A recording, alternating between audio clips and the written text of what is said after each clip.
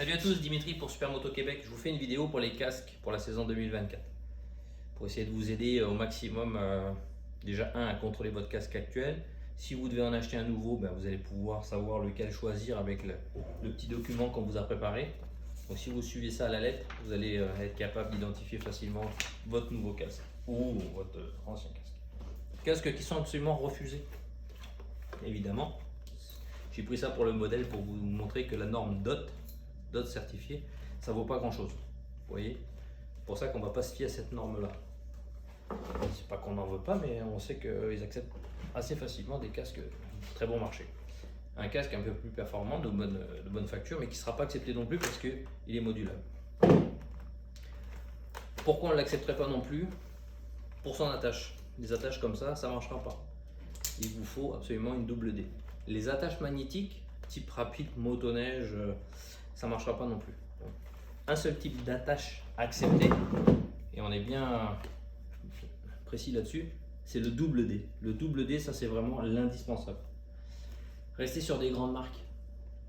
Quand on part sur des marques un petit peu bon marché, en général on en a pour son argent.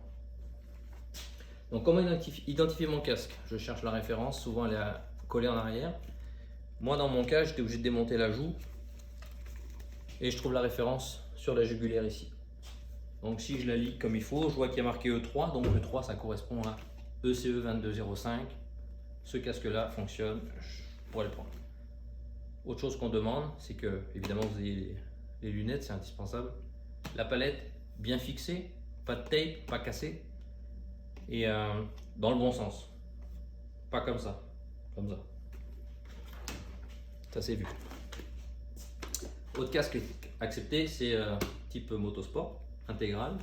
Donc ça marche aussi. Pareil, il va falloir l'identifier de la même manière.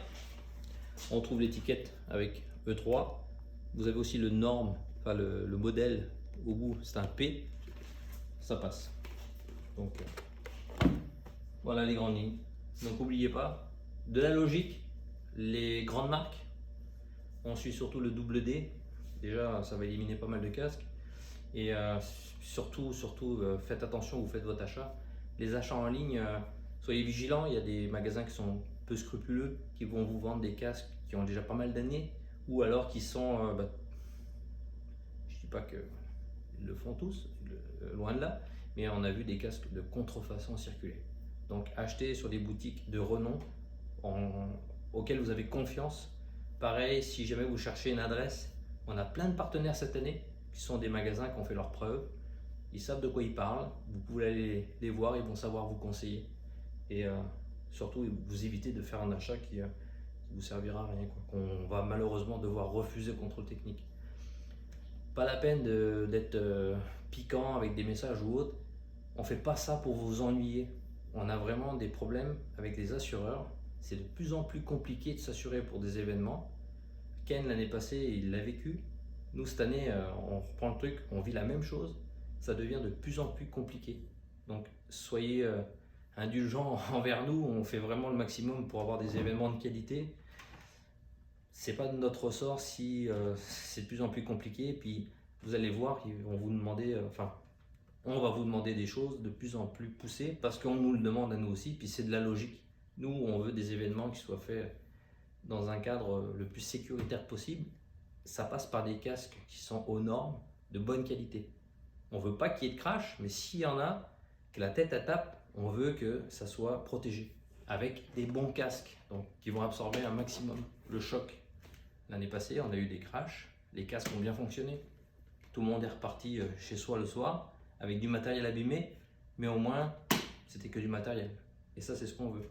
On veut s'amuser, on veut tous avoir du fun. Et puis le matériel, c'est pas si grave. Donc c'est ça. Si vous avez des questions, n'hésitez pas, on est là pour ça. Et puis je vous souhaite une bonne préparation. Puis à très bientôt au contrôle technique. Bye.